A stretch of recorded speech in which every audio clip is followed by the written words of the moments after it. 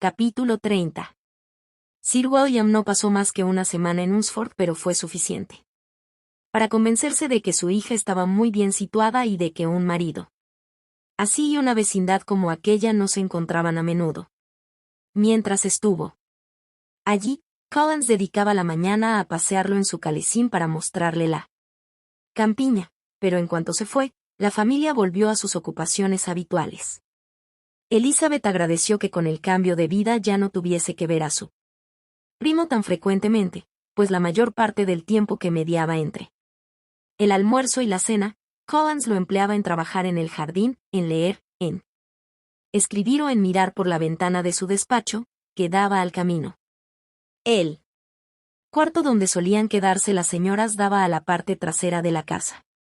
Al principio a Elizabeth le extrañaba que Charlotte no prefiriese estar en el comedor, que era una pieza más grande y de aspecto más agradable.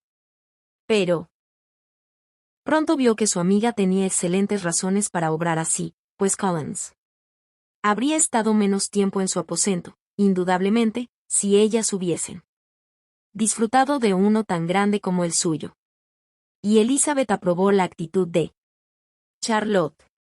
Desde el salón no podían ver el camino, de modo que siempre era Collins el que le daba cuenta de los coches que pasaban y en especial de la frecuencia con que la señorita de Bourgh cruzaba en su faetón, cosa que jamás dejaba de comunicarles aunque sucediese casi todos los días.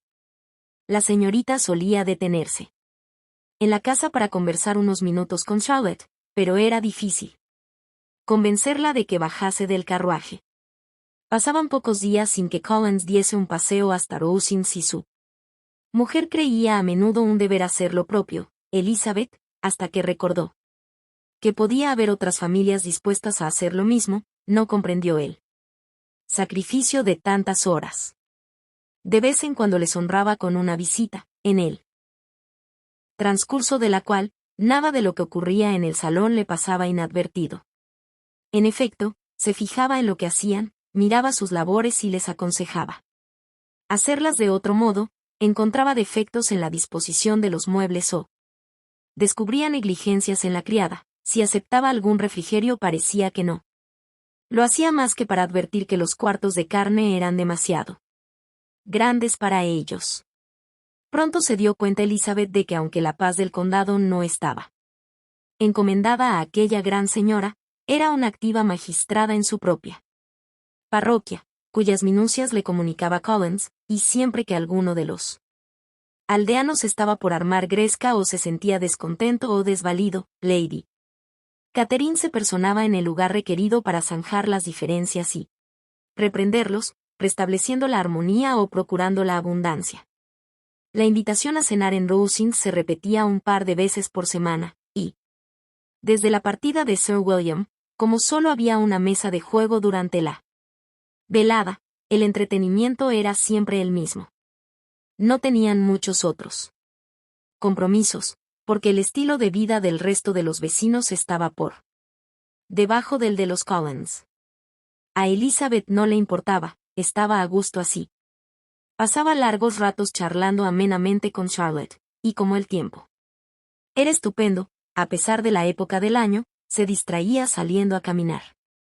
Su paseo favorito, que a menudo recorría mientras los otros visitaban a Lady Catherine, era la alameda que bordeaba un lado de la finca donde había un sendero muy bonito y abrigado que nadie más que ella parecía apreciar, y en él cual se hallaba fuera del alcance de la curiosidad de Lady Catherine.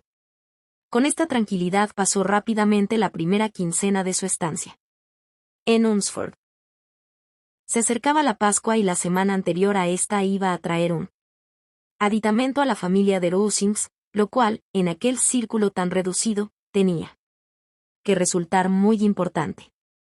Poco después de su llegada, Elizabeth oyó decir que Darcy iba a llegar dentro de unas semanas, y aunque hubiese preferido a cualquier otra de sus amistades, lo cierto era que su presencia podía aportar un poco de variedad a las veladas de Rosings y que podría divertirse viendo él poco fundamento de las esperanzas de la señorita Bingley mientras observaba la actitud de Darcy con la señorita de Bourgh, a quien, evidentemente, le destinaba Lady Catherine. Su señoría hablaba de su venida con enorme satisfacción, y de él, en términos de la más elevada admiración, y parecía que le molestaba que la señorita Duques y Elizabeth ya le hubiesen visto antes con frecuencia. Su llegada se supo enseguida, pues Collins llevaba toda la mañana paseando con la vista fija en los templetes de la entrada al camino de Hunsford. En cuanto vio que el coche entraba en la finca, hizo su correspondiente reverencia, y corrió a casa a dar la magna noticia. A la mañana siguiente voló a Rosings a presentarle sus respetos. Pero había alguien más a quien presentárselos, pues allí se encontró con dos sobrinos de Lady Catherine. Darcy había venido con el coronel Fitzwilliam, hijo menor de su tío Lord, y con gran sorpresa de toda la casa, cuando Collins regresó ambos caballeros le acompañaron. Charlotte los vio desde el cuarto de su marido, cuando cruzaban el camino, y se precipitó hacia el otro cuarto para poner en conocimiento de las dos muchachas el gran honor que les esperaba, y añadió: Elizabeth, es a ti a quien debo agradecer esta muestra de cortesía. El señor Darcy no habría venido tan pronto a visitarme a mí. Elizabeth apenas tuvo tiempo de negar su derecho a semejante cumplido, pues enseguida sonó la campanilla anunciando la llegada de los dos caballeros, que poco después entraban en la estancia.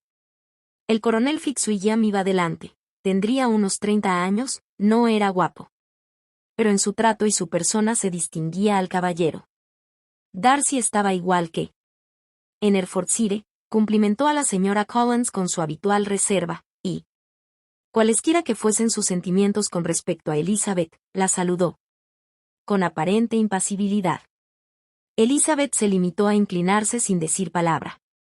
El coronel Fitzwilliam tomó parte en la conversación con la soltura y la facilidad de un hombre bien educado, era muy ameno, pero su primo, después de hacer unas ligeras observaciones a la señora Collins sobre el jardín y la casa, se quedó sentado durante largo tiempo sin hablar con nadie. Por fin, sin embargo, su cortesía llegó hasta preguntar a Elizabeth cómo estaba su familia. Ella le contestó en los términos normales, y después de un momento de silencio, añadió: Mi hermana mayor ha pasado estos 3 meses en Londres. No la habrá visto, por casualidad. Sabía de sobra que no la había visto, pero quería ver si le traicionaba algún gesto y se le notaba que era consciente de lo que había ocurrido entre los Bingley y Jane, y le pareció que estaba un poco cortado cuando respondió que nunca había tenido la suerte de encontrar a la señorita Bennet. No se habló más del asunto, y poco después los caballeros se fueron.